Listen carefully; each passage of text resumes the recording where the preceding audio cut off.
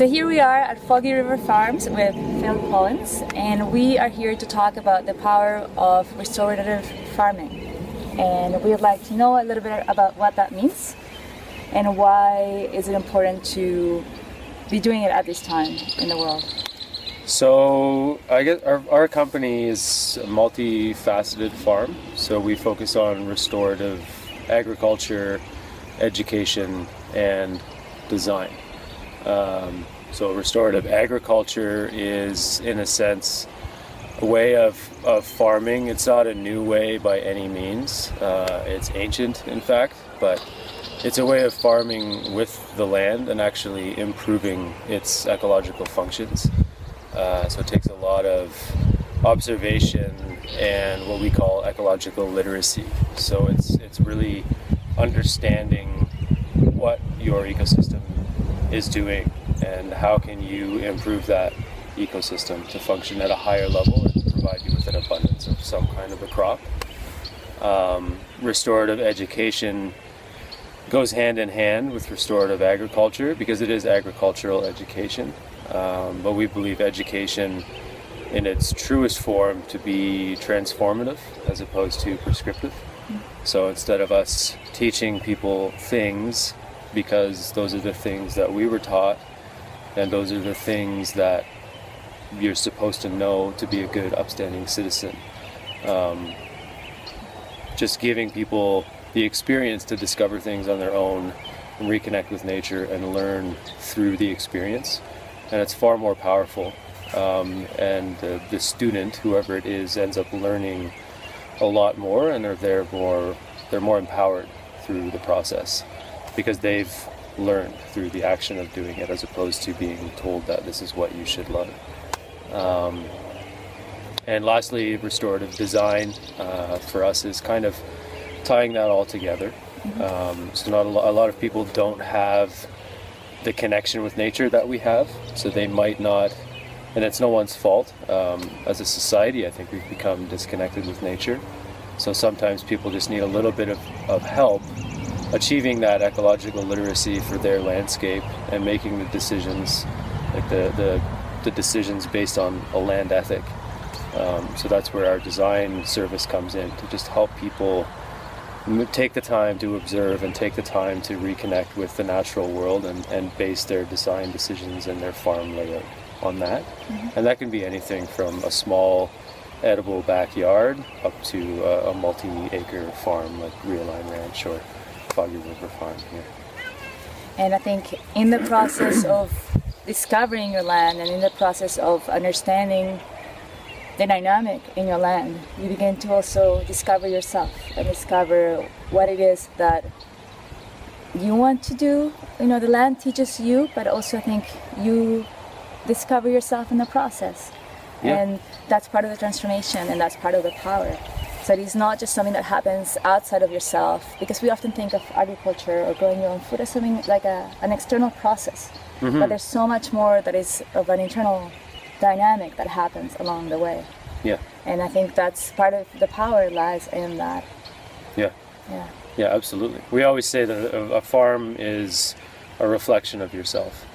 So you have, you have an opportunity to kind of paint this picture, which is a farm, which is an ecosystem, but it's also this reflection of your values and your ethic. So some of the things that we're doing here are maybe considered a little crazy. So that maybe that makes us crazy. I don't know. Do you want to share? But yeah, I mean, maybe we could even come back another time and talk about the Chinampa system. Okay. I like the word bold. I think that's what our expression is here. Is bold. It's new. It's cutting edge. It's not cutting edge because again, it's ancient techniques. But it's a remembering. But it's of what used to be done. Yeah, exactly. And it's honoring past systems that were very effective. Right. But for many people, that seems crazy because it seems like a lot of work or whatever. But it's a long-term process, and at the end of it, it'll be beautiful and functional. Right. And important to do. Why is it important to do things like that on this, today? For us, it's important for me and for Kate, my partner, the reason we do it is to it's to stop the fear. I feel like people are afraid to do things that are not normal or may seem crazy, as I keep saying. And I feel like as soon as we start listening to all of the people that are saying, don't do that, that's not the way you're supposed to do that, you know, just plow your land and plant corn like a good farmer.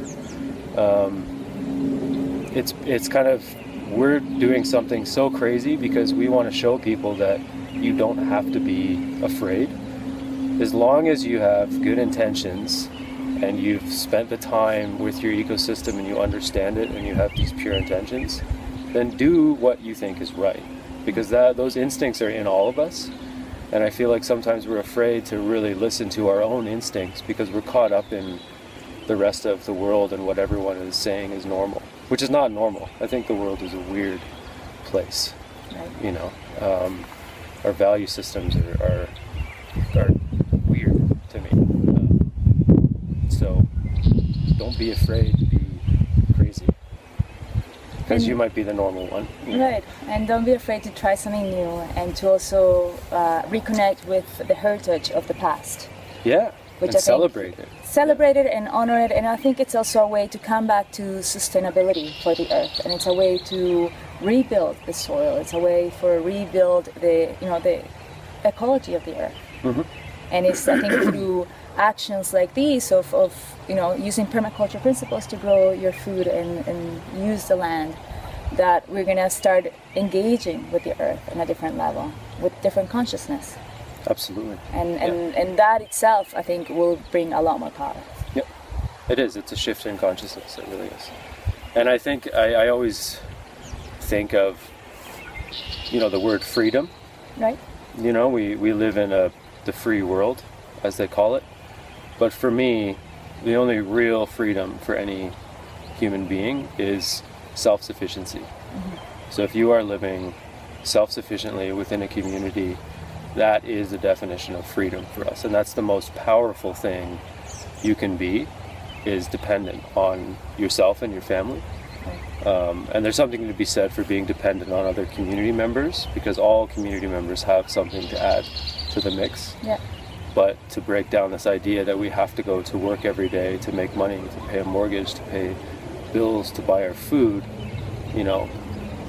that's, for me, that's our end game at this farm, is to be completely self-sufficient, because for us that's freedom. Yeah. Yeah.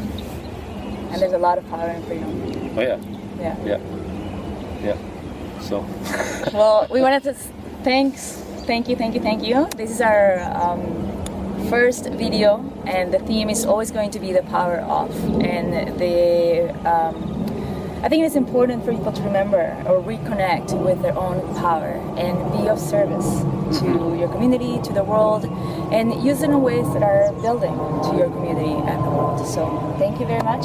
Thank you for being here. Thank you for watching, and we will see you soon.